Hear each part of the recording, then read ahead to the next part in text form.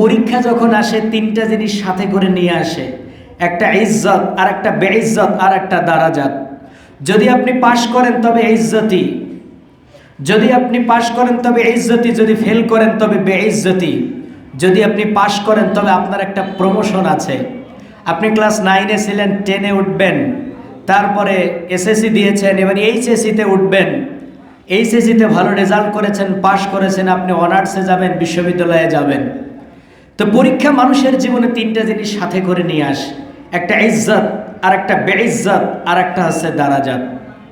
তো আল্লাহ রাব্বুল আলামিন তিনি আমাদেরকে পরীক্ষা করবেন, যাচাই বাছাই করবেন আমাদের ঈমান কতটুকু মজবুত, আমাদের ঈমানের শিকড় কত দৃঢ়, সেটাকে প্রমাণ করার জন্য তিনি পরীক্ষা করবেন।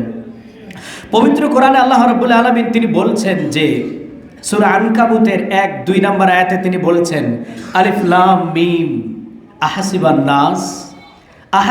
নাস আইয়ুতরাকু আইয়াকুলু আমান্না ওয়া হুম লা ইফতানুন। আহাসিবান নাস, মানুষেরা কি ধারণা করেছে, মানুষেরা কি মনে করেছে, আইয়ুতরাকু আইয়াকুলু আমান্না ওয়া হুম লা ইফতানুন, তাদেরকে ছেড়ে দেয়া হবে। আইয়ুতরাকু আইয়াকুলু আমান্না, তারা শুধু মুখে মুখে বলবে যে আমরা ঈমান এনেছি, আমরা মুমিন, একথা বললেই কি তাদেরকে ছেড়ে দেয়া হবে? ওয়া হুম লা ইফতানুন, তাদেরকে কোনো পরীক্ষা করা হবে না, তাদেরকে কি কোনো যাচাই বাছাই করা হবে না? একথা বললেই কি তাদেরকে ছেড়ে দেয়া হবে? আল্লাহ তাআলা পরবর্তীতে বলছেন যে জেনে রাখো, ফালা ইয়ালামান্নাল্লাহুল্লাযীনা সাদাকু ফালা ইয়ালামান্নাল্লাহুল্লাযীনা মিন ক্বাবলিহিম ফালা ইয়ালামান্নাল্লাহুল্লাযীনা সাদাকু ওয়া লা ইয়ালামান্নাল কাযিবিন। ইতিপূর্বে যত জাতি অতিক্রম হয়েছে, ইতিপূর্বে যারাই চলে গেছে, আল্লাহ তাআলা তাদেরকে পরীক্ষা করেছেন, তাদেরকে যাচাই বাছাই করেছেন, এক্সাম করেছেন, এক্সামিনেশন দিয়েছেন। কেন? তারা তাদের ঈমানের দাবিতে কতটুকু সত্য, তারা ঈমানের দাবিতে কতটুকু দৃঢ়, এটা প্রমাণ করার জন্য আল্লাহ তাআলা পরীক্ষা করেছেন। সুতরাং এই পরীক্ষা আমাদের উপরেও আসবে যদি আমরা নিজেকে মুমিন বলে দাবি করি। আল্লাহ রাব্বুল আলামিন তিনি পবিত্র কোরআনে তিনি আরো এক জায়গায় বলছেন যে আম হাসিবতুম আন তাদখুলুল জান্নাতা, আম হাসিবতুম, তোমরা কি ধারণা করেছো, আন তাদখুলুল জান্নাতা, তোমরা জান্নাতে প্রবেশ করেই ফেলেছো, বা তোমরা জান্নাতে প্রবেশ করবে, তোমরা কি এরকম ধারণা করে নিয়েছো? তারপরে কি বলছেন, ওয়ালাম্মা ইয়াতিকুম মাসালুল লাযীনা খালাউ মিন ক্বাবলিকুম, এবং তোমাদের কাছে আসে নাই মাসালুল লাযীনা খালাউ মিন ক্বাবলিকুম, তোমাদের ইতিপূর্বে যে সমস্ত জাতি, যে সমস্ত জাতিরা অতিক্রম হয়েছে, যে সমস্ত উম্মতরা অতিক্রম হয়েছে, তাদের প্রতি যেরকম বিপদ এসেছিল সেই ধরনের কোনো বিপদ আপদ মুসিবত তোমাদের উপর আসে নাই, আর তোমরা ধারণা করে নিয়েছো তোমরা জান্নাতে চলেই যাবে, এরকম ধারণা কি তোমরা করেছো? তো এইরকম ধারণা যদি করে থাকো, সে ধারণাটা তোমাদের সঠিক নয়। তাদের কিরকম বিপদ এসেছিল, তাদের কিরকম তাদের উপর পরীক্ষা চালানো হয়েছিল, সেই নমুনা দিয়ে আল্লাহ তাআলা কোরআনে বলছেন মাসাতহুমুল বাসা, তাদের উপর কষ্ট এসেছিল, ক্লেশ এসেছিল, পরীক্ষা এসেছিল, অদ্দর্র, এবং তাদের উপরে বিপদ এসেছিল, ওয়াজুলজিলু, এবং তাদেরকে বিপদ আপদ দিয়ে প্রকম্পিত করা হয়েছিল, হাত্তা ইয়াকুলার রাসূলু ওয়াল্লাযীনা আমানু মাআহু মাতা নাসরুল্লাহ, বিপদ আপদ এমনভাবে তাদেরকে গ্রাস করে ধরেছিল যে নবীরা পর্যন্ত এবং নবীদের সাথে যারা ছিল তারা পর্যন্ত বলে উঠত যে মাতা নাসরুল্লাহ, হে আল্লাহ তোমার সাহায্য কবে আসবে, মাতা নাসরুল্লাহ, হে আল্লাহ তোমার সাহায্য কবে আসবে, আলা ইন্না নাসরাল্লাহি করিব। আল্লাহ বলছেন যাদেরকে পরীক্ষা করা হচ্ছে তোমরা জেনে রাখো আল্লাহর সাহায্য অতি নিকটে। তো আল্লাহ তাআলা আমাদেরকেও পরীক্ষা করবেন, দেখবেন কারা ঈমানের দাবিতে কতটুকু সত্য, কতটুকু মজবুত, কতটুকু দৃঢ়, এটাকে যাচাই বাছাই করার জন্য আল্লাহ তাআলা আমাদেরকেও পরীক্ষা করবেন। তো এই পরীক্ষা কয়টা সাবজেক্টে হবে, কোন কোন বিষয়ে আমাদেরকে আল্লাহ তাআলা পরীক্ষা করবেন, যাচাই বাছাই করবেন, সেটা আল্লাহ তাআলা কোরআনে বলে দিচ্ছেন। সূরা বাকারা 155 নম্বর আয়াতে আল্লাহ রাব্বুল আলামিন বলছেন যে ওয়ালানাবলুওয়ান্নাকুম বিশাইইম মিনাল খাউফি ওয়াল জুই ওয়া নাকসিম মিনাল আমওয়াল ওয়াল আনফুসি ওয়াস সামারাত ওয়া বাশশিরিস সাবিরিন। ওয়ালানাবলুওয়ান্নাকুম, আমি অবশ্যই অবশ্যই তোমাদেরকে পরীক্ষা করব, শিওরলি টেস্ট ইউ, অবশ্যই অবশ্যই তোমাদেরকে পরীক্ষা করব। বিষয় মিনাল খৌফ, সাবজেক্টের মধ্যে তিনি বলছেন যে 1 নম্বরে ভয় ভীতি, ওয়াল জুই ক্ষুধার তীব্র যন্ত্রণা দিয়ে, ওয়ানাকসিম মিনাল আমওয়াল সম্পত্তির কমতি দিয়ে পরীক্ষা করব, ওয়াল আনফুস এবং জীবন দিয়ে জীবন নিয়ে পরীক্ষা করব, ওয়াস সামারাত ফল ফলাদির কমতি দিয়ে পরীক্ষা করব। যারা এই ধৈর্যের এই পরীক্ষাগুলোতে সাবজেক্টগুলোতে পাশ করবে, রব্বুল আলামিন বলছেন ওয়াবাশশিরিস সাবিরিন, হে নবী যারা ধৈর্য ধারণ করতে পারবে তাদেরকে তুমি সুসংবাদ দাও। তাহলে প্রথম নম্বরে তিনি বলছেন ওয়ালা নাবলুওয়ান্নাকুম বিশাইইম মিনাল খাউফ, তোমাদেরকে আমি পরীক্ষা করব ভয় দিয়ে ভীতি দিয়ে। মুমিনের জীবনে ভয় আসবে, ভীতি আসবে, কিন্তু মুমিন দুনিয়ার জীবনে যত ভয়, হতাশা, দুঃখ, দুর্দশা, অ্যাংজাইটি যাই তাদেরকে গ্রাস করুক না কেন, মুমিন কখনো একেবারে নিরাশ হয়ে যায় না। মুমিনকে বিপদ মুসিবত দিয়ে একবারে নিশ্চিহ্ন করা যায় না।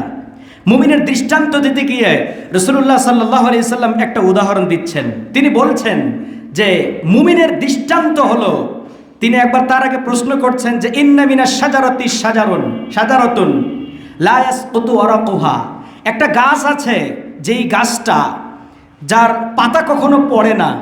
কোরআনে আল্লাহ তাআলা বলছেন আসলুহা সাবিতুন ওয়া ফারউহা ফিস সামা, যেই গাছের শিকড়টা খুব মজবুত। এমন একটা গাছ, সেই গাছটার নাম হচ্ছে খেজুর গাছ। যতই ঝড় আসুক, বিপদ আসুক, খেজুর গাছ কখন একবারে নিশ্চিহ্ন হয়ে ঢলে পড়ে না। তো মুমিনের দৃষ্টান্ত হচ্ছে ওই রকম, যত ধরনের বিপদ আযাব মুসিবত যাই তাদের জীবনে আসুক, ধৈর্য ধারণ করবে, সয়ে নেবে, আল্লাহর উপরে তাওয়াক্কুল করবে, কখনো মুমিন নিশ্চিহ্ন হয়ে পড়ে যায় না। আরেক জায়গাতে বিশ্বনবী সাল্লাল্লাহু আলাইহি ওয়াসাল্লাম মুমিনের জীবনে একটা উদাহরণ দিতে গিয়ে তিনি বলছেন যে একটা গাছ, এই মুমিনের দৃষ্টান্ত হলো শস্য ক্ষেতের মতো। শস্য ক্ষেত, আজকে আপনি গম লাগিয়েছেন, একটু হাওয়া পেয়েছে, নুয়ে পড়েছে, সকালবেলা আবার শীত যখন পাবে আবার সেটা উঠে দাঁড়াবে। কিন্তু কাফের ওমাসালুল মুনাফিকি ওয়াল কাফের, কাফের এবং মুনাফিকের দৃষ্টান্ত হচ্ছে যে কামাসালি শাজারিল আরজি, একটা বট বৃক্ষের মতো। বট বৃক্ষ থাকে খুব কঠোর কঠিন, কিন্তু তাকে নুয়ে ফেলানো যায় না, কিন্তু যখন একবারে ঝড় ঝাপটা আসে বট গাছ একবারে উপড়ে পড়ে যায়। তো মুমিনের জীবনে ওই রকম শস্য ক্ষেতের মতো, তার উপরে বিপদ আসে, আযাব আসে, মুসিবত আসে, পরীক্ষা আসে, কিন্তু আবার সে মুমিন দাঁড়িয়ে যায়, আল্লাহর উপরে ভরসা করে। কিন্তু মুনাফিক এবং কাফেরদের দৃষ্টান্ত হচ্ছে একবারেই তাদেরকে নুয়ে ফেলানো যায় না, কিন্তু যখন একবারে চলে যায় নিশ্চিহ্ন হয়ে শেষ হয়ে যায়।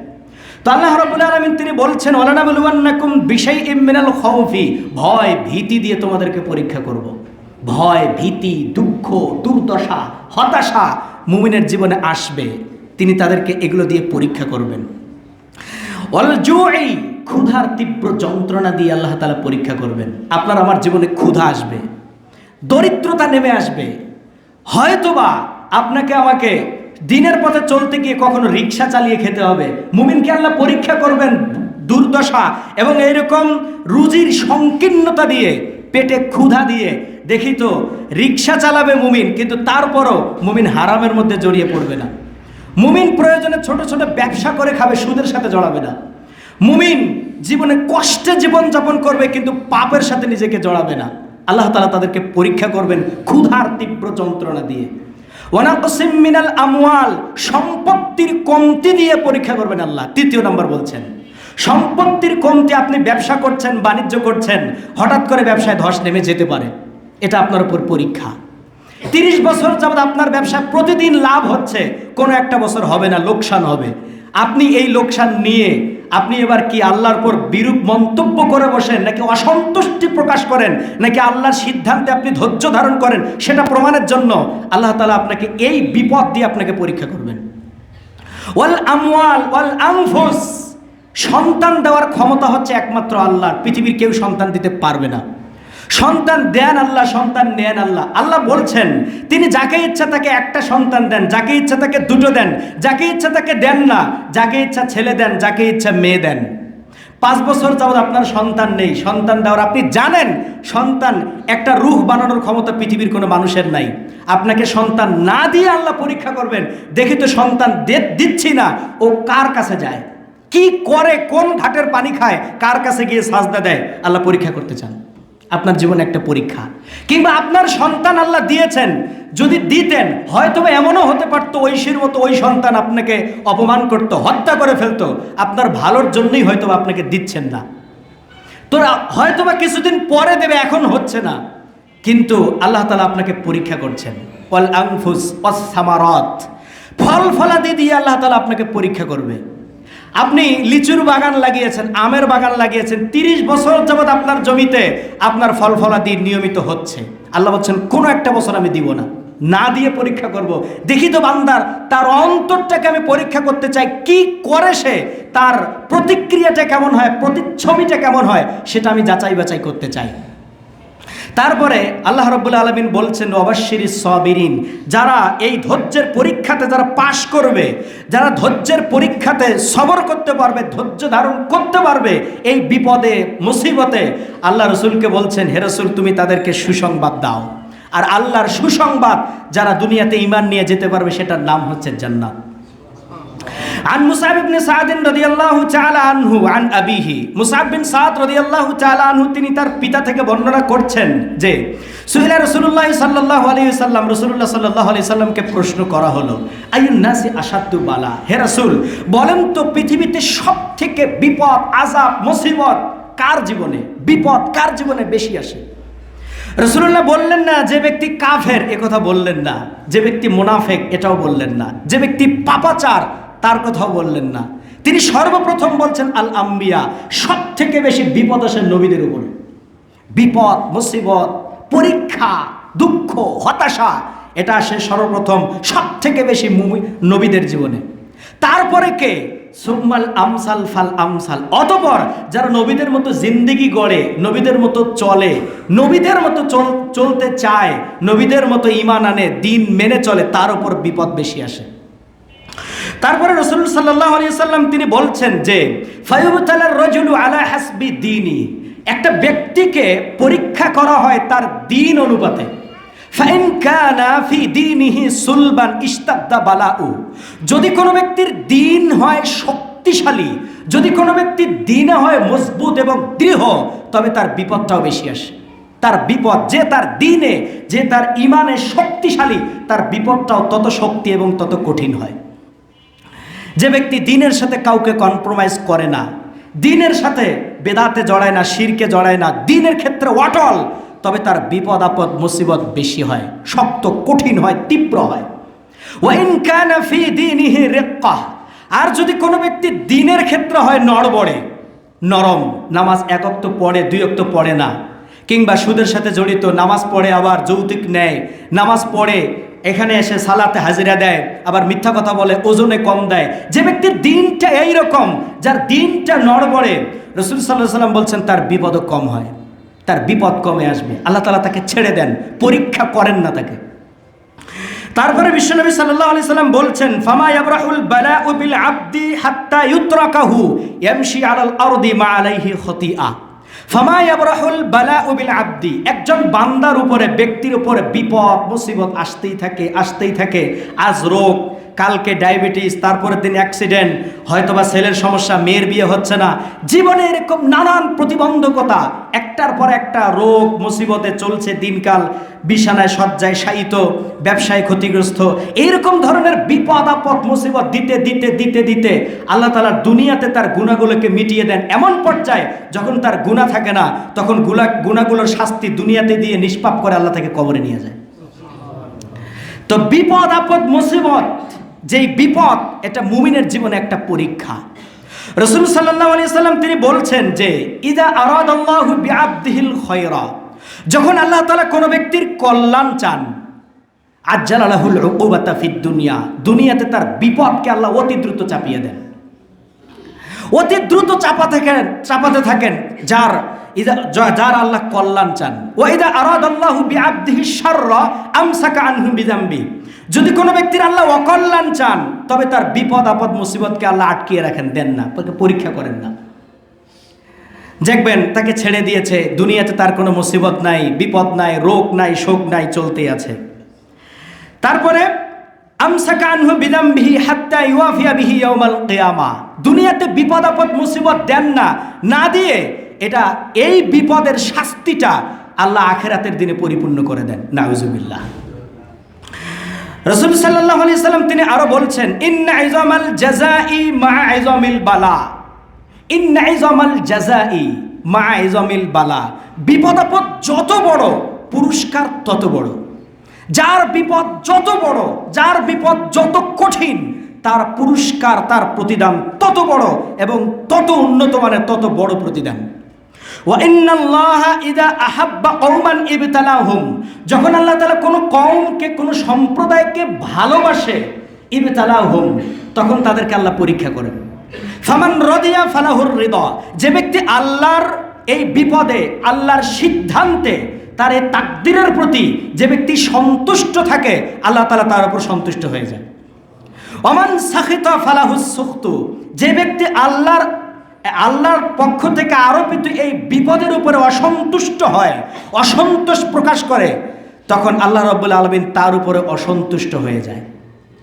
এজন্য বিপদ আপদ মুসিবত এটা আল্লাহর পক্ষ থেকে মুমিনের জীবনে আসে।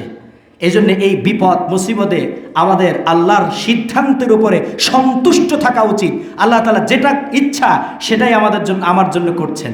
হয়তোবা আমার পাপের প্রতিদান হিসাবে এটা দিচ্ছেন গুনাহ মেটানোর জন্য, নয়তোবা আমার ঈমানকে মজবুত করার জন্য তিনি আমাকে পরীক্ষা করছেন। রাসূলুল্লাহ সাল্লাল্লাহু আলাইহি সাল্লাম তিনি আরো বলছেন যে, মা ইউসিবুল মুসলিম মিন নাসাবিন ওয়ালা ওয়াসাবিন ওয়ালা হাম্মিন ওয়ালা হুজনিন ওয়ালা আযা, মা ইউসিবুল মুসলিম মিন নাসাবিন, কোন একটা মুসলিমকে একটা কষ্ট, মিন নাসাবিন ওয়ালা হুজনিন ওয়ালা নাসাবিন ওয়ালা হাম্মিন, একটা দুশ্চিন্তা, একটা হতাশা, মুমিনের জীবনে একটা ছোট্ট থেকে ছোট্ট কষ্ট, ক্লেশ, হাত্তা শাউকাতা ইশাকুহা, এমনকি মুমিনের জীবনে যদি একটা, মুমিনের জীবনে চলতে ফিরতে মুমিনের পায়ে যদি একটা কাঁটাও বিঁধে যায়, সেই কাঁটার পরিবর্তেও আল্লাহ ইল্লা কাফারাল্লাহু বিহা মিন খাতায়া, সেই কাঁটাটা বিধার কারণে, তার কাঁটাটা ঢোকার কারণে যে ব্যথা পেয়েছে, এই ব্যথার এটার বিনিময়েও আল্লাহ তাআলা তার গুনাহকে মাফ করে দেন। একটা দুশ্চিন্তা আপনাকে দিয়েছে আল্লাহ, একটা হতাশা দিয়েছে, একটা কষ্ট পেয়েছেন আপনি, আপনার পায়ে কাঁটা বেঁধেছে, আল্লাহ এর দ্বারাই আল্লাহ রাব্বুল আলামিন আপনার গুনাহকে মাফ করে দেন। বলছিলাম যে সব থেকে বেশি বিপদ আপদ মুসিবত আসে নবীদের উপরে। নবীরা এই পৃথিবীতে সব থেকে বেশি বিপদের সম্মুখীন হয়েছেন। আইয়ুব আলাইহিস সালাম তিনি ছিলেন নবী, আল্লাহ তাআলা তাকে পরীক্ষা করলেন রোগ দিয়ে। রোগ দিয়ে বলা হয়েছে, ইসরায়েলি রওয়ায়েতে তাফসিরে কোন কোন জায়গাতে বলা হয়েছে, কেউ কেউ বলেন এটা সঠিক নয়, 18 বছর তাকে রোগ দিয়ে পরীক্ষা করা হয়েছে। আল্লাহ তাআলা তাকে সম্পত্তি দিয়েছিলেন, স্ত্রী দিয়েছিলেন, ধন সম্পদ, সন্তান সন্ততি সব দিয়েছিলেন, কিন্তু আল্লাহ তাআলা তাকে পরীক্ষা করেছিলেন রোগ দিয়ে। এই পৃথিবীতে এমন কিছু রোগ রয়েছে, ডাক্তারও আপনার এই রোগটাকে ভালো করার সক্ষমতা রাখে না। রোগ মুসিবত আল্লাহ আপনাকে দিয়েছেন, এর শেফাদানকারী একমাত্র আল্লাহ সুবহানাহু ওয়া তাআলা। তিনি ছাড়া রোগকে নিরাময় দাতা পৃথিবীতে আর কেউ নেই। তিনি যাকে চান তাকে অসুস্থ করেন, তিনি যাকে চান তাকে শেফা দান করেন। আইয়ুব আলাইহিস সালাম এই কঠিন রোগে পতিত হয়ে পৃথিবীর কারো কাছেই চান নাই, পৃথিবীর কারো কাছে ফরিয়াদ করেন নাই, সেই ফরিয়াদটুকু রেখেছেন একমাত্র আল্লাহ সুবহানাহু ওয়া তাআলার কাছে। তিনি এত বছর রোগে শায়িত হয়ে শেষ পরিস্থিতি পর্যন্ত রব্বুল আলামিনের দিকে তাকিয়ে তিনি দোয়া করছেন। আল্লাহ তাআলা সেটা কোরআনে বলছেন, ওয়া আইয়ুবা ইয নাদা রাব্বাহু আন্নী মাসসানিয়াদ দুর ওয়া আনতা আরহামুর রাহিমিন, ওয়া আইয়ুবা ইয নাদা রাব্বাহু। আইয়ুব আলাইহিস সালাম রোগে শায়িত হয়ে তিনি আল্লাহকে ডাকছেন, বলছেন, হে আল্লাহ, আন্নী মাসসানিয়াদ দুর, আমাকে বিপদ পেয়ে বসেছে, আমি রোগে এখন কঠিন পরিস্থিতিতে আছি, শেফাদাতা আর কেউ নাই, ওয়া আনতা আরহামুর রাহিমিন, আল্লাহ তুমি বড় দয়াবান, তুমি দয়া করতে পারো, দয়া করে আমার রোগকে ভালো করে দিতে পারো। রব্বুল আলামিনের কাছে তিনি দোয়া করছেন। আল্লাহ বলছেন, ফাস্তাজাবনা লাহ, আমি আইয়ুব আলাইহিস সালামকে নিরাশ করি নাই, একটা পর্যায়ে গিয়ে তাকে শেফা দান করেছি। রোগ মুসিবত যখন আসে আল্লাহর কাছে দোয়া করতে হয়।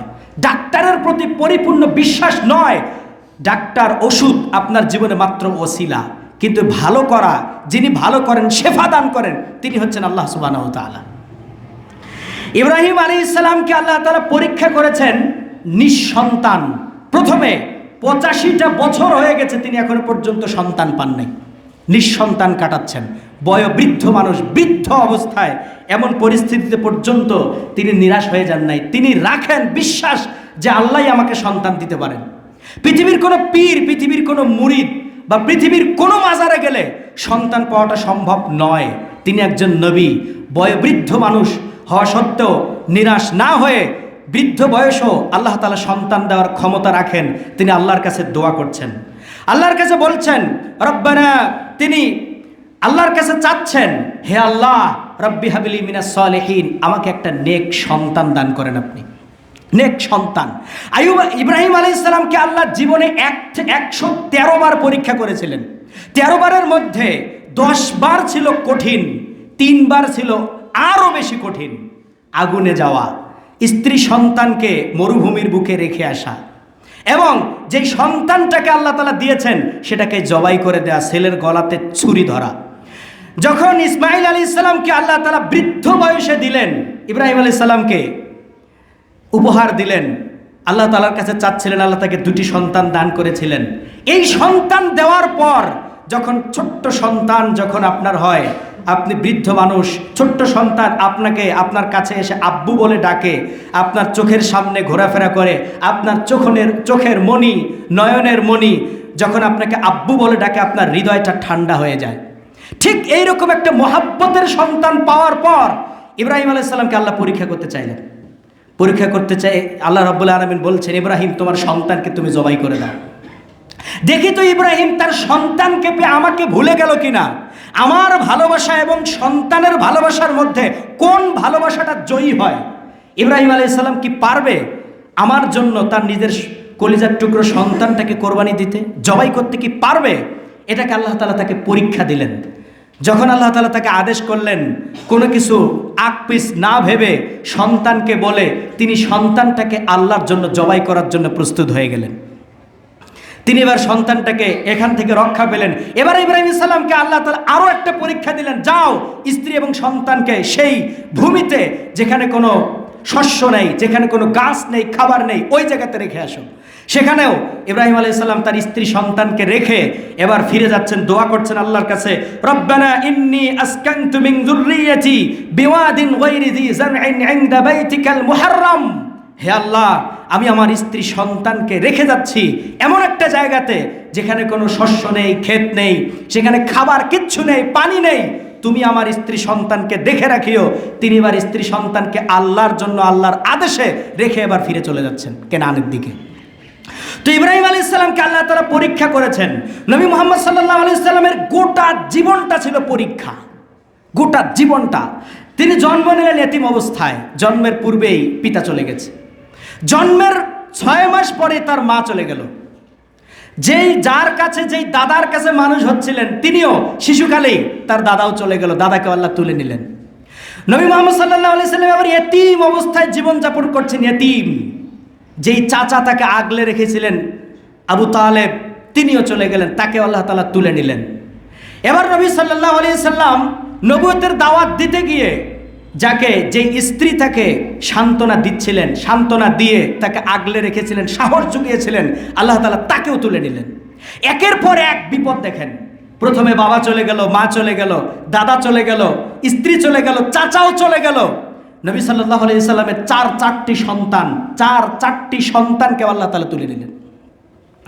রাসূল সাল্লাল্লাহু আলাইহি সাল্লাম তিনি ভারাক্রান্ত মন। এবার এই পরিস্থিতি দেখে কাফের মুশরিক বেঈমানরা বলছেন, মুহাম্মদ আফতার, মুহাম্মদ লেস কাটা, মুহাম্মদ লেস কাটা, মুহাম্মদ নির্বংশ। নবী সাল্লাল্লাহু আলাইহি সাল্লাম তিনি হতাশ হন নাই। নবী সাল্লাল্লাহু আলাইহি সাল্লাম তিনি আল্লাহর উপরে বিশ্বাস রেখেছিলেন, আল্লাহ রাব্বুল আলামিন তাকে ছেড়ে দেন নাই। তো রাসূল সাল্লাল্লাহু আলাইহি সাল্লামের জীবনীটা পড়ে দেখেন, রাসূল সাল্লাল্লাহু আলাইহি সাল্লামের গোটা জীবনটা ছিল পরীক্ষা। এখন আপনি মিলান, যদি আপনার জীবনে একের পর এক মা, বাবা, চাচা, স্ত্রী, পুত্র যদি একের পর এক তুলে নিয়ে যদি আল্লাহ আপনাকে পরীক্ষা করতেন, তাহলে আপনার অবস্থাটা কেমন হতো? রাসূল সাল্লাল্লাহু আলাইহি সাল্লাম তার জীবনে পরীক্ষা এসেছিলেন, তিনি ধৈর্য ধারণ করেছিলেন। ইসলামের জন্য যারা, ইমানের জন্য যারা পরীক্ষা দিয়েছিলেন, যে সমস্ত সাহাবা একরাম, যে সমস্ত নারী সাহাবীরা যারা ইসলামের জন্য কোরবানি দিয়েছেন, ইমানের পরীক্ষা দিয়েছিলেন, দেখেন একটু তাদের দিকে তাকান। সুমাইয়া রাদিয়াল্লাহু তাআলা আনহা, ইসলামের প্রথম শহীদা, যিনি ইমান এনেছেন, ইমানের ছায়াতলে ফিরে এসেছেন, ইমান গ্রহণ করেছেন, নবী মুহাম্মদের প্রতি ইমান এনেছেন, আল্লাহর প্রতি ইমান এনেছেন। ইমান আনার পর আবু জাহেল বলছেন, সুমাইয়া ইসলাম ত্যাগ করো, নয়তো তোমাকে হত্যা করে ফেলবো। সুমাইয়া বলছেন, আমার জীবন চলে যাবে, তারপর আমি কখনো ইমানকে বিসর্জন দিতে পারবো না, নবী মুহাম্মদের প্রতি কুফরি করতে পারবো না। ইমানই পরীক্ষা। দেখেন ইমান কতটা মজবুত, কতটা দৃঢ় এবং কতটা শক্তিশালী ইমান। বলছে মুহাম্মদের প্রতি কুফরি করে, নয়তো তোমাকে এই বর্ষা মেরে, তোমার লজ্জাস্থানে মেরে তোমাকে হত্যা করে ফেলবো। সুমাইয়া রাদিয়াল্লাহু তাআলা আনহা বলছেন, আমার জীবন চলে যাবে, তারপরে ইমান থেকে এক চুল পরিমাণ সরে দাঁড়াবো না। এমন একটা পরীক্ষার সম্মুখীন, সবশেষে হয় মৃত্যু নয়তো ইমান, যে কোনো একটা তাকে ধরে রাখতে হবে। আবু জাহেল বর্ষা দিয়ে তার লজ্জাস্থানে আঘাত করে দুনিয়া থেকে বিদায় করে দিয়েছেন, তারপরও ইমানের সাথে এক চুল পরিমাণ আপোষ করেন নাই, এক বিন্দু পরিমাণ সরে দাঁড়ান নাই, এবং ইমানের পরীক্ষায় তিনি অটল ছিলেন, ধৈর্য ধারণ করেছিলেন, জীবনের রক্তের শেষ ফোঁটা পর্যন্ত তিনি ইমানের উপর টিকে ছিলেন। ইমানের কত দৃঢ় পরীক্ষা তারা দিয়েছেন। আমাদের উপর এইরকম ইমানের পরীক্ষা আসবে যদি আমরা ইমানদার বলে, প্রকৃত ইমানদার বলে আমরা নিজেকে দাবি করি। খুবাইব খাব্বাব রাদিয়াল্লাহু তাআলা আনহু ইমানের পরীক্ষা দিচ্ছেন, তাকে অঙ্গারের উপর শুয়ে দিচ্ছেন, আগুনের অঙ্গার দিয়ে দেওয়া হয়েছে, তার উপর তাকে শুয়ে দেওয়া হয়েছে। খাব্বাব রাদিয়াল্লাহু তাআলা আনহু তিনি বলছেন, যখন এইরকম পরিস্থিতিতে শুয়ে দিচ্ছে, আমার পেছন থেকে, পিঠ থেকে রক্ত বেয়ে বেয়ে আগুনের অঙ্গারগুলো নিভে যেত। বেলাল রাদিয়াল্লাহু তাআলা আনহুকে প্রহার করা হচ্ছে দিনের পর দিন। উমাইয়া বেলালকে বলছেন, বেলাল আমি শক্তিশালী নাকি তোমার আল্লাহ শক্তিশালী? বলো, যদি তোমার আল্লাহর শক্তিশালী ক্ষমতা থাকে তাহলে আমার হাত থেকে তোমাকে বাঁচিয়ে নিয়ে যাক। বেলাল বলছেন যে, বেলাল রাদিয়াল্লাহু তাআলা আনহু বলছেন, তুমি আমাকে মারছো, আঘাত করছো, শাস্তি দিচ্ছ, এটা আমার আকীদা নয়, বরঞ্চ আমার আকীদা হচ্ছে আমি কত বড় ইমানদার, আল্লাহ তাআলা আমাকে শাস্তি দিয়ে আমার ইমানের পরীক্ষা নিচ্ছে। তিনি ইমানের পরীক্ষা দিয়েছেন, সাহাবা একরামরা ইমানের পরীক্ষা দিয়েছেন, তারপরেও তারা ইমানের সাথে কাউকে এবং ইমানের সাথে কোনো কুফরি এবং ইমানের প্রতি কোনো রকম কোনো দুর্বলতা রেখে তারা মেনে গ্রহণ করেননি। আল্লাহ রাব্বুল আলামিন তিনি কোরআনে বলছেন, ইন্নাল্লাহা আশতারা মিনাল মুমিনিনা, নিশ্চয়ই আল্লাহ রাব্বুল আলামিন ক্রয় করে নিয়েছেন, কিনে নিয়েছেন মুমিনদের থেকে, আনফুসাহুম ওয়া আমওয়ালাহুম বিআন্না লাহুমুল জান্নাহ, জান্নাতের বিনিময়ে তার জান এবং মালকে আল্লাহ রাব্বুল আলামিন কিনে নিয়েছেন। আমি আপনার কাছে একটা জমি কিনে নিয়েছি, কিনে নেওয়ার পর আপনাকে টাকার বিনিময়ে আমি কিনে নিয়েছি, এখন কিনে নেওয়ার পর এটার হস্তক্ষেপ মালিকানা আমার কাছে, আমি চাইলে এই জমিতে যা ইচ্ছে তাই করতে পারি, এখানে আপনার কোনো হস্তক্ষেপ নেই, কারণ আমার জমি। তো আল্লাহ রাব্বুল আলামিন ইমানদারের জীবনটাকে, তার সম্পদ, তার মাল, সবটাকেই আল্লাহ রাব্বুল আলামিন কিনে নিয়েছেন জান্নাতের বিনিময়ে। তার মানে আপনার সম্পদ, আপনার টাকা, আপনার পয়সা, আপনার জীবন, গোটা জীবনটা আমরা আল্লাহর কাছে বিক্রি করেছি, তিনি যেন আমাদের প্রতি সন্তুষ্ট হন এবং জান্নাতের বিনিময়ে। এবার আল্লাহ রাব্বুল আলামিন যখন কিনে নিয়েছেন, আমাদের জীবনের মালিকানা হচ্ছে আল্লাহ, তিনি মালিক আমার জীবনে, আমার আপনার জীবনের মালিকানা তিনি। এবার আমরা যারা মুমিন, যারা ইমানদার বলে নিজেকে দাবি করি, তাদের প্রতি বিপদ আপদ মুসিবত আল্লাহ যেভাবে চান সেভাবে আল্লাহ তাআলা আপনাকে আমাকে পরীক্ষা করবেন। মহান আল্লাহ রাব্বুল আলামিন তিনি বলছেন যে, ইন্নামা আমওয়ালুকুম ওয়া আওলাদুকুম ফিতনা, হে পৃথিবীর মানুষ জেনে রাখো, ইন্নামা আমওয়ালুকুম, নিশ্চয়ই তোমাদের মাল, তোমাদের সম্পত্তি, এগুলো হচ্ছে পরীক্ষার বস্তু। ইন্নামা আমওয়ালুকুম, তোমাদের সম্পদ, সম্পত্তি, এটা হচ্ছে পরীক্ষার বস্তু, এটা আমি দিয়েছি। আমি যদি চাইতাম তোমাকে পথের ভিখারি বানাতে পারতাম। এখনো পর্যন্ত হাজার হাজার লক্ষাধিক মানুষ রয়েছে যাদের পেটের দুমুঠো আহারের জন্য মানুষের দ্বারে দ্বারে ভিক্ষার হাত পেতেছে। রেলওয়ে স্টেশনে হাজার হাজার মানুষ, হাজার হাজার ভিখারি, যাদের থাকার কোনো জায়গা নাই, রেল স্টেশনে রাত কাটাচ্ছে। আল্লাহ বলছেন, আমি তোমাকে পারতাম 5 তলা বিল্ডিংয়ে না রেখে এইরকম জায়গাতে, বাসতলাতে, রেলওয়ে স্টেশনে, বাস স্ট্যান্ডে তোমাকে রাখতে পারতাম। সম্পত্তি দিয়েছি আমি, এই সম্পত্তির মালিক আমি। যেদিন পৃথিবীতে এসেছিলে, যেদিন পৃথিবীতে আমরা এসেছিলাম 1 টাকা 1 পয়সা নিয়ে আসেনি। যেদিন চলে যাব সেদিন কিছু নিয়ে যেতে পারবো না, সবটাকে রেখে যেতে হবে। তো এই সম্পত্তি হচ্ছে পরীক্ষার বস্তু। আল্লাহ আমাদেরকে সম্পত্তি দিয়েছেন, এখন এই সম্পত্তি পেয়ে আমরা কি এবার ইসলামের পক্ষে কাজে লাগাই নাকি ইসলামের বিরুদ্ধে কাজে লাগাই, এটা পরীক্ষা আমাদের জন্য। সম্পত্তি পেয়েছি, এবার কি নিজ ইচ্ছা মতো চলতে পারবো? সম্পত্তি পাওয়ার পরে এই সম্পত্তিকে কি, সম্পত্তি এই টাকা দিয়ে আমরা কি গানের অনুষ্ঠান করছি না তো? সম্পত্তির টাকা পেয়ে এবার আমরা আমাদের সমাজ বিরোধী, দেশ বিরোধী সমস্ত কার্যকলাপে কোন কাজে আমার টাকাটা ব্যয় হচ্ছে, এটা আপনার উপর আমার উপর পরীক্ষা। এই সম্পত্তির একদিন প্রত্যেকটা টাকার হিসাব নেওয়া হবে। ও আমওয়ালুকুম ফিতনা, আল্লাহ যাকে ইচ্ছা তাকে সন্তান দেন, সন্তান দেয়া এটা আল্লাহর পক্ষ থেকে পরীক্ষা। আল্লাহ আপনাকে সন্তান দিয়েছেন, এই সন্তানটা আল্লাহর পক্ষ থেকে দেয়া। এবার আপনি এই সন্তানটাকে পেয়ে এবার আপনি আসাদ নূরের মতো নাস্তিক বানান, নাকি তসলিমা নাসরিনের মতো বানান, নাকি ইসলামের বিরুদ্ধে কাজে লাগান, সেটা আপনার উপর পরীক্ষা। নাকি সেই সন্তানকে নাসিরউদ্দিন আলবানীর মতো মুহাদ্দিস গড়ার জন্য আপনি প্রচেষ্টা করছেন, আপনার সন্তানকে নামাজের প্রশিক্ষণ আল্লাহমুখী করে দিচ্ছেন না কি করছেন, সেটা আপনার উপর পরীক্ষা। সম্পত্তি আল্লাহর পক্ষ থেকে পরীক্ষা। আপনি যদি নিজেকে মুমিন দাবি করেন, আপনি যদি নিজেকে প্রকৃত ইমানদার দাবি করেন, তবে আপনার উপরে সেরকম পরীক্ষা, বিপদ, মুসিবত আপনার উপরে নেমে আসবে। তাহলে নিজেদের সাথে মিলান, আমি যদি নিজে প্রকৃত ইমানদার হই, তাহলে আমাদের উপরে সেরকম বিপদ মুসিবত এসেছে কি? আমরা কি সেই রকম ধৈর্য ধারণ করতে পেরেছি? ইমানের জন্য কি আমাদের বংশে বংশে বিচ্ছেদ হয়েছে? ইমানের জন্য, ইমানের পরীক্ষায় পরীক্ষিত হয়ে, ইমানের জন্য, আল্লাহর জন্য আমাদের ভাইয়ে ভাইয়ের সম্পর্কচ্ছেদ হয়েছে কি? শুধুমাত্র ইমানের জন্য, সহি আকীদার জন্য, সঠিক মানহাজের জন্য বংশে বংশে আমার জন্য দ্বন্দ্ব হয়েছে কি? নাকি সম্পত্তির জন্য, টাকার জন্য, অনেক কিছুর জন্য হয়েছে? আমার ইমানের জন্য, আল্লাহর জন্য কারোর সাথে সম্পর্ক ছেদ করতে কি আমরা পেরেছি? আল্লাহর জন্য এসে আমার রুজি রিজিকের পথ কি রুদ্ধ হয়েছে? আল্লাহর জন্য কি আমি পরীক্ষা দিয়েছি? আমার জীবনে কি পরীক্ষা এসেছে? এটা একটা দেখার বিষয়, ভাবার বিষয়। সম্মানিত উপস্থিতি, মহান আল্লাহ রাব্বুল আলামিন তিনি বলছেন, ওমা বিকুম মিন নি'মাতিন ফামিনাল্লাহ, তোমাদের উপরে যে সমস্ত নিয়ামত আসে সেই সবটাই হচ্ছে আল্লাহর পক্ষ থেকে আসে। সুম্মা ইযা মাসসাকুমুদ দুররু ফাইলাইহি তাজআরুন, অতঃপর তোমাদের উপর যখন কষ্ট, ক্লেশ, বিপদ আসে, তা যদি এরকম এসে যায়, মনে করো আল্লাহর পক্ষ থেকে পরীক্ষা, অভিযোগ তুলিও না, আল্লাহর দিকে ধাবিত হও। রব্বুল আলামিন তিনি বলছেন, ইন্নাল্লাযীনা ক্বালু রাব্বুনাল্লাহ, যারা বলে আমার রব আল্লাহ, সুম্মাস্তাকামু, ঈমান এনে এটার উপর দৃঢ় থাকে, অবিচল থাকে, অটুট থাকে, দ্বীনের সাথে কাউকে কম্প্রোমাইজ করে না, শিরকের সাথেও না, বেদাতের সাথেও না, কোনো পাপের সাথেও না, কোনো কিছুর সাথে না। যে ব্যক্তি ইস্তেকামাত থাকে, দৃঢ় থাকে, তাতানাজ্জালু আলাইহিমুল মালাইকা, তাদের প্রতি রহমতের ফেরেশতারা বর্ষিত হয়। সুবহানাল্লাহ।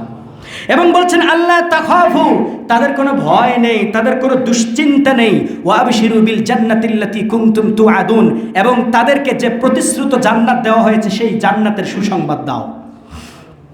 ডক্টর আয়েজ করনি হাফিজাহুল্লাহ, ডক্টর আয়েজ করনি তিনি বলছেন যে 4টা বিষয় খেয়াল রাখো ইমানদারের জীবনে, যতই বিপদ আসুক, মুসিবত আসুক, 4টা বিষয়কে সর্বদাই খেয়াল রাখো। 1 নম্বরে তিনি বলছেন, তিনি উপদেশ দিয়ে বলছেন, লা তাহজান, হতাশ হয়ো না মুমিন, তুমি হতাশ হয়ো না। লা তাখাফ, ভয় করিও না, পৃথিবীর কাউকে ভয় পেও না, আল্লাহকে ভয় করো। লা তাগদাব, রাগ করিও না। লা তাসখাত, লা তাসখাত, তুমি অসন্তুষ্ট হয়ো না। সম্মানিত উপস্থিতি, আমরা হচ্ছে ইমানদার, নিজেকে ইমানদার বলে দাবি করি, আমাদের ইমান অনেক ঠুনকো, খুব স্বল্প। আমাদের ইমান এতটাই স্বল্প, এতটাই ঠুনকো, এত তুচ্ছ, এত ছোট্ট ইমানদার আমরা, আমাদের ইমান আমাদেরকে ফজরের নামাজে বিছানা থেকে মসজিদে নিয়ে আসতে পারে না। আমাদের ইমান এতটাই স্বল্প, আমরা ইমানের জন্য, আল্লাহর জন্য আমাদের পছন্দনীয় জিনিসকে আমরা ত্যাগ করতে পারি না। আল্লাহর জন্য, ইমানের জন্য আমরা অনেক কিছুই ত্যাগ করতে পারি না। সব কিছুই আমাদের ইমানের কাছে হেরে যায়, আমাদের কুফরির কাছে আমাদের ইমানটা হেরে যায়। আজকে আমরা দাবি করি যে মুসলিমদের জন্য পক্ষে লড়াই করব ফিলিস্তিন বিজয়ের জন্য। বিশ্বের অমুসলিমদের সামনে গিয়ে আমি আমার বুককে ঝাঁঝরা করে দিব। খুব আমরা ইমানের তাপট দেখাই এবং আবেগে চলি। তো যে ইমান আমাদেরকে ফজরের নামাজে মসজিদে নিয়ে আসতে পারে না, সেই ইমান নিয়ে কাফের মুশরিক বেঈমানদের সামনে জীবনকে বিলিয়ে দেওয়ার জন্য বুক পেতে দাঁড়িয়ে থাকবো। অন্তত আপনি মুখে বললো, অনেকে বললো আমার এতটা বিশ্বাস হয় না, ওই ইমান নিয়ে আমার জীবনকে, আমার বুককে আল্লাহর জন্য ঝাঁঝরা করে দিব, এই বিশ্বাসটুকু আমার আসে না। রাসূল সাল্লাল্লাহু আলাইহি সাল্লাম তিনি বলছেন যে সালাসুন মান কুন্না ফীহি ওয়াজাদা হালাওয়াতাল ঈমান, তিন শ্রেণীর লোক ইমানের স্বাদ পাবে। তিন শ্রেণীর লোক ইমানের স্বাদ পাবে। ইমানের স্বাদ এতটাই মধুর, ইমানের স্বাদ এত মধুর, যদি কোনো ব্যক্তি ইমানের স্বাদ পেয়ে যায়, তবে ইমানের স্বাদ পেয়ে যায়, তবে গোটা দুনিয়া তার কাছে তুচ্ছ হয়ে যায়। যে ব্যক্তি ইমানের স্বাদ পেয়েছে, ফাঁসির কাষ্ঠ তার কাছে তুচ্ছ। যে ব্যক্তি ইমানের স্বাদ পেয়েছে, স্ত্রী সন্তান তার কাছে তুচ্ছ। যে ব্যক্তি ইমানের স্বাদ পেয়েছে, তার কাছে গোটা দুনিয়ার মাল সম্পদ সম্পত্তি তুচ্ছ, এগুলো তার কাছে কোনো ম্যাটার না, কোনো ব্যাপার না। সব কিছুকে বিসর্জন দিতে সে পারবে এবং গোটা দুনিয়া তার কাছে তুচ্ছ। রাসূলুল্লাহ বলছেন সালাসুন মান কুন্না ফীহি ওয়াজাদা হালাওয়াতাল ঈমান আইয়াকুনাল্লাহু ওয়া রাসূলুহু আহাব্বা ইলাইহি মিম্মা সিওয়াহুমা। ওই ব্যক্তি ইমানের স্বাদ পাবে, প্রথম নাম্বার, যার কাছে আল্লাহ এবং রসুল, তার কাছে গোটা দুনিয়া তুচ্ছ। আল্লাহ এবং রসুল গোটা দুনিয়ার চাইতে তার কাছে প্রিয়। গোটা দুনিয়ার কাছে সব থেকে বেশি আল্লাহ এবং রসুল প্রিয়। তার সন্তান, স্ত্রী, সম্পদ সম্পত্তি যদি এক পাল্লায় রেখে দেওয়া হয়, আরেক পাল্লায় যদি আল্লাহ এবং রসুলের ভালোবাসাকে রেখে দেওয়া হয়, তাহলে তার কাছে গোটা দুনিয়ার এই পাল্লাটা হার মেনে যাবে, আল্লাহ এবং আল্লাহ রসুলের ভালোবাসাটা তার কাছে জিতে যাবে। সে ব্যক্তি ইমানের স্বাদ পাবে। আমি আমার স্ত্রীকে ভালোবাসি, তবে আল্লাহ এবং রসুলের চাইতে নয়।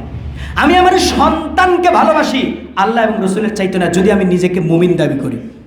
আমি আমার সম্পত্তি, আমি আমার নেতাকে ভালোবাসি, তবে আল্লাহ এবং রসুলের ভালোবাসার ঊর্ধ্বে নয়। এক নম্বর, ওয়া ইউহিব্বাল মারআ লা ইউহিব্বুহু ইল্লা লিল্লাহ। ওই ব্যক্তি ইমানের স্বাদ পাবে যে ব্যক্তি মানুষকে ভালোবাসে শুধুমাত্র আল্লাহর জন্য, যার ভালোবাসাটা শুধুমাত্র হয় আল্লাহর জন্য। আপনি মানুষকে, মুমিনকে আর ভাইকে ভালোবাসবেন শুধুমাত্র আল্লাহর জন্য। আল্লাহর জন্য ভালোবাসায় আপনাকে জান্নাত পর্যন্ত নিয়ে যেতে পারে।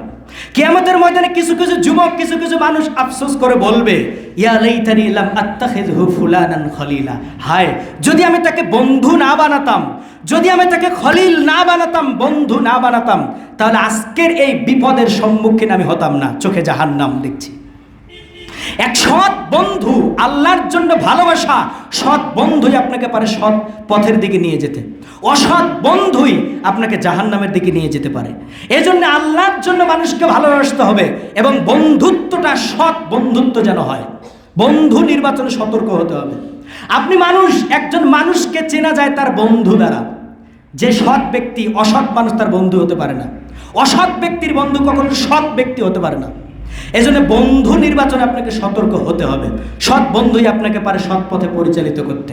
আজকে আপনার বন্ধু, যারা স্কুল লেভেলে যে সমস্ত ভাইয়েরা রয়েছেন, অসৎ বন্ধুর পাল্লায় পড়লেই একদিন না একদিন জীবন বিষণ্ণগ্রস্ত হয়ে যেতে পারে। আজকে আপনার সব বন্ধু সিগারেট খায়, তার সঙ্গে মিশছেন, ও একদিন মদ খাবে, আপনাকেও ঠিক চলতে চলতে কোনো একদিন বলবে যে ভাইয়া একটু ধরিয়ে নাও।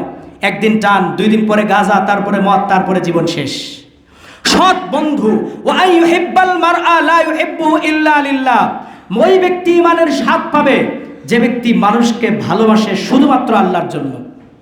3 নাম্বার দেখেন, এটা আমার বিষয়ের সাথে রিলেটেড। ওয়া ইয়াকরাহা আন ইয়াউদা ফিল কুফরি কামা ইয়াকরাহু আন ইউকযাফা ফিন নার।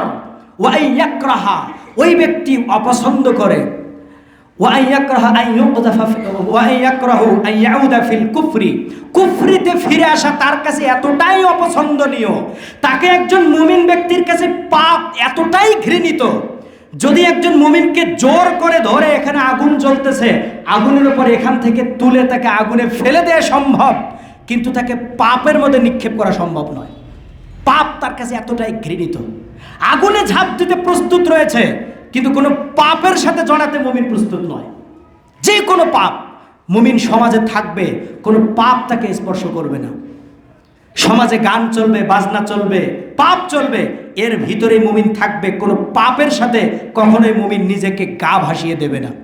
দেখেন যুবক ভাইয়েরা, আমাদের ঈমান কত জায়গায় হার মেনে যাচ্ছে আল্লাহর ক্ষেত্রে। আজকে আমাদের বার্থ সার্টিফিকেটে আমরা মুসলমান, আমাদের এনআইডি কার্ডে আমরা মুসলমান, আমাদের বংশগতভাবে আমরা মুসলমান, আমরা ঈমানদার দাবি করি, কিন্তু প্রকৃত ঈমান আমরা এখনো আনতে পারিনি। প্রকৃত ঈমানদার আমরা এখনো হতে পারিনি। সাদ বিন ওয়াক্কাস রাদিয়াল্লাহু তাআলা আনহু তিনি অতি মা ভক্ত ছিলেন, ছেলে ছিলেন, মাকে খুব ভালোবাসতেন। সাদ বিন ওয়াক্কাস রাদিয়াল্লাহু তাআলা আনহু তিনি যখন ইসলাম কবুল করলেন, তার মা তাকে বলছেন, বাবা ইসলাম থেকে ফিরে আসো, নয়তো আমি মা খাবো না, খাওয়া দাওয়া করবো না, খাওয়া দাওয়া ছেড়ে দিব। এক পর্যায়ে না খেয়ে খেয়ে মারা যাব, তুমি ইসলাম থেকে ফিরে আসো। আর আমি যদি মারা যাই, মক্কার লোকেরা তোমাকে বলবে যে ইসলাম কবুল করতে গিয়ে নিজের মাকে হত্যা করে ফেলেছে। মা একদিন খাওয়া ছেড়ে দিল, 2 দিন বন্ধ করে দিল, 3 দিন পর্যন্ত তিনি তার সাদ বিন ওয়াক্কাস রাদিয়াল্লাহু তাআলা আনহু তিনি তার মাকে বলছেন, আল্লাহি ইয়া উম্মা লা তাফআলিন, হে আমার মা তুমি এমনটা করিও না, লা আত্রুকু আমি পরিত্যাগ করব না, দ্বীনি বিষয় কোনো কিছুর বিনিময়ে আমি আমার দ্বীনকে পরিত্যাগ করব না। যখন মায়ের একেবারে শেষ পরিস্থিতি চলে আসছে, তার মা ভাবছেন আমার ছেলে ইসলাম থেকে নবী মুহাম্মদের প্রতি কুফরি করবে, শেষ পর্যায়ে যখন মা দুনিয়া থেকে চলে যাবে এমন একটা পরিস্থিতি, তখন সাদ বিন আবি ওয়াক্কাস বলছেন, মা লাউ খরাজাত মিআতু নাফসিন, যদি 100 আত্মা, 100টা জীবন যদি আল্লাহ তোমাকে দান করে, আর আমার চোখের সামনে যদি একের পর এক 100টা মা, তোমার মতো 100টা মা যদি একের পর এক দুনিয়া থেকে চলে যায়, তারপর আমি আমার দ্বীনকে পরিত্যাগ করব না। তাহলে ঈমান কতটা দৃঢ়! সাহাবায়ে কেরামদের কাছে ঈমান এতটাই প্রিয় ছিলেন, মায়ের ভালোবাসা, ঈমানের কাছে মায়ের ভালোবাসা হার মেনে গেছে, মায়ের ভালোবাসা হেরে গেছে, ঈমান তাদের কাছে জিতে গেছে। যুবক, মুসআব ইবনে উমাইর রাদিয়াল্লাহু তাআলা আনহুর কথা তুমি জানো, তোমার অন্তরে ইয়াদ রয়েছে, আমরা সেই জাতির সন্তান। মুসআব ইবনে উমাইর রাদিয়াল্লাহু তাআলা আনহু তিনি ছিলেন ধনী পরিবারের সন্তান। একবার যে আতর ব্যবহার করতেন, দ্বিতীয়বার সেটা ব্যবহার করতেন না। যেই পোশাক একবার পরিধান করতেন, দ্বিতীয়বার সেই পোশাক পরিধান করতেন না। এত বড় ধনীর আলালের ঘরের দুলাল এবং ধনীর পরিবারের সন্তান, তার কাছে কালিমার দাওয়াত, ঈমানের দাওয়াত পৌঁছেছে। ঈমানের দাওয়াত যখন তার কাছে পৌঁছেছে, তার কাছে গোটা দুনিয়া তার কাছে তুচ্ছ। বাবা তাকে ঘরে ডেকে নিয়ে এসে বলছেন, বেটা নবী মুহাম্মদের প্রতি ঈমান থেকে কুফরি করবি, নয়তো আমি তোমাকে ঘর থেকে ছেড়ে দিব না, নয়তো তোমাকে ত্যায্য পুত্র করে দিব।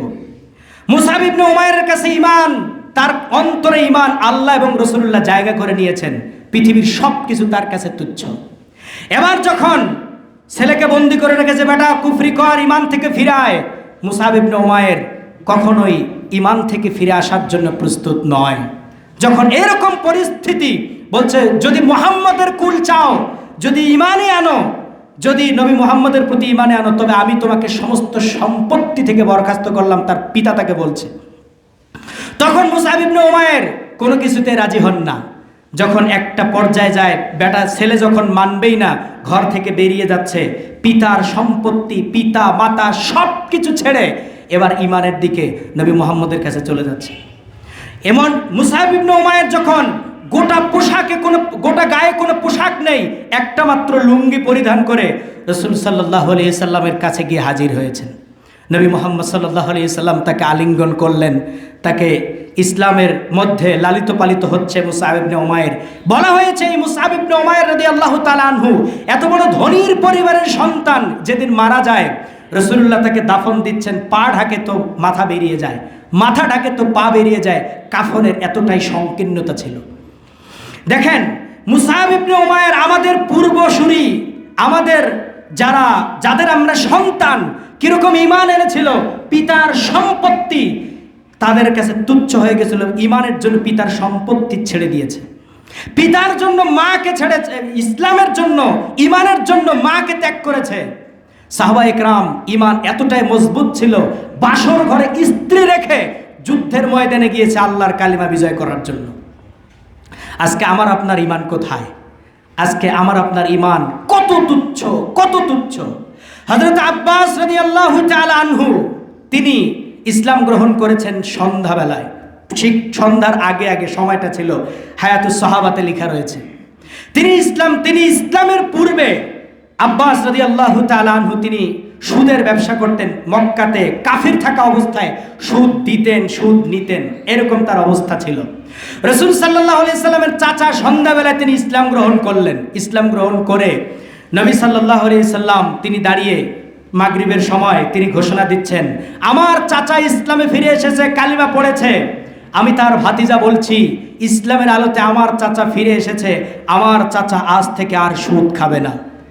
যাদের কাছে সুদের আসল টাকাটা রয়েছে সেই টাকাটা দিয়ে দাও, আমার চাচা আর সুদ খাবে না। রাসূল সাল্লাল্লাহু আলাইহি সাল্লাম যখন এই ঘোষণা দিলেন, সাহাবায়ে কেরাম গিয়ে আব্বাসের কাছে গিয়ে বলছেন, আব্বাস শুনেছো কি, রাসূল সাল্লাল্লাহু আলাইহি সাল্লাম তোমার সুদকে না করে দিয়েছেন এবং আসলটাকে দিতে বলেছেন, সুদকে মাফ করে দিয়েছেন। ঠিক এরকম একটা পরিস্থিতিতে আব্বাস রাদিয়াল্লাহু তাআলা আনহুর কি মতামত, তিনি এবার ঠিক এশারের সময় এসে দাঁড়িয়ে ঘোষণা দিচ্ছেন, হে মক্কার লোকেরা, আমি ঈমান পেয়েছি, আমি আল্লাহকে পেয়েছি, আমি রাসূলকে পেয়েছি। আমার যোগ্য ভাতিজা দাঁড়িয়ে ঘোষণা দিয়েছে, আমার সুদটাকে মাফ করে দিয়েছে। আমি এবার ইসলামে ফিরে এসেছি, ইসলামে দাখিল হয়েছি। আমি বলছি সুদটাকে আমার ভাতিজা মাফ করে দিয়েছে, আমি আসলটাকেও মাফ করে দিলাম, আর সুদ খাবো না। কিরকম দৃঢ় ঈমান! ইসলাম গ্রহণ করেছেন সন্ধ্যাবেলায়, সুদ ছেড়েছেন ঠিক এশারের সময়। আজকে আমরা 40 বছর যাবত সুদারু। আমরা দাবি করি মুসলমান, কিন্তু আমাদের চরিত্র হিন্দু, বৌদ্ধ, খ্রিস্টানের মতো। আমাদের ঈমান এখনো পর্যন্ত হৃদয়ে সঠিক ঈমানটা নিয়ে আসতে পারিনি। আমরা আজকে কুফরির কাছে ঈমান হার মেনে গেছে। দুনিয়ার কাছে, দুনিয়ার মোহ, দুনিয়ার লোভ লালসার কাছে আমাদের ঈমান হেরে গেছে এবং পাপাচারের কাছে হেরে গেছে। সঠিক আকীদাকে আমরা গ্রহণ করতে পারছি না। আমাদের ঈমান হলো সামি'না ওয়া আতা'না, যেটা শুনলাম সেটা মানব, এটাই হচ্ছে আমাদের ঈমান। কিন্তু আজকে কোরআন এবং হাদিসকে সাথে নিয়ে আপনার চোখের সামনে যখন দেখিয়ে দিচ্ছি, তারপরেও আপনার ঈমান জাগ্রত হচ্ছে না গ্রহণ করার জন্য। এটা হচ্ছে আমাদের ঠুনকো, অতি স্বল্প ঈমানের পরিচয়। আল্লাহ তাআলা আমাদের সকলকেই সঠিক বুঝ দান করুক, আমিন। আজকে টোটাল বক্তব্যের যে বিষয়, সেটা হচ্ছে ঈমানের পরীক্ষা। যদি আমরা মুমিন হয়ে থাকি, তবে আল্লাহ তাআলা যেই সাবজেক্টগুলোতে সূরা বাকারায় তুলে ধরেছেন, সেই পরীক্ষা আমাদের জীবনে আসবে এবং আমাদের শিক্ষা নেওয়া উচিত। ঈমানের পরীক্ষায় আমাদেরকে ধৈর্য ধারণ করার সেই মন মানসিকতা তৈরি করা উচিত। সাহাবায়ে কেরামরা যেরকম পরীক্ষা দিয়েছিলেন, সেই অটুট ঈমানের অধিকারী হওয়া আমাদের সকলের উচিত। আল্লাহ তাআলা আমাদেরকে কবুল করুন, আমিন।